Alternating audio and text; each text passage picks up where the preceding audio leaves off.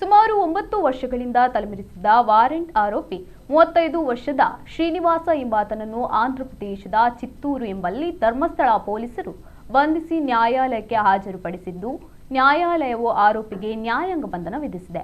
ಪ್ರಕರಣದಲ್ಲಿ ಸುಮಾರು 9 ವರ್ಷಗಳಿಂದ ತಲೆಮರೆಸಿಕೊಂಡಿದ್ದ ವಾರೆಂಟ್ ಆರೋಪಿ ಆಂಧ್ರಪ್ರದೇಶದ ಚಿತ್ತೂರು ಜಿಲ್ಲೆ ಕವಲಗುಂಟ ಪೆನಮೂರು ನಿವಾಸಿ ಶ್ರೀನಿವಾಸನನ್ನು ಬೆಳ್ತಂಗಡಿ ಪೊಲೀಸ್ ಉಪವಿಭಾಗದ ಡಿವೈಎಸ್ಪಿ ರೋಹಿಣಿ ಸಿಕೆ ಮಾರ್ಗದರ್ಶನದಲ್ಲಿ ಜೂನ್ 30ರಂದು ಆಂಧ್ರಪ್ರದೇಶದ ಚಿತ್ತೂರು ಎಂಬಲ್ಲಿಂದ ದಾಸ್ತಗಿರಿ ಮಾಡಿ ನ್ಯಾಯಾಧೀಶರ ಮುಂದೆ ಹಾಜರುಪಡಿಸಿದೆ.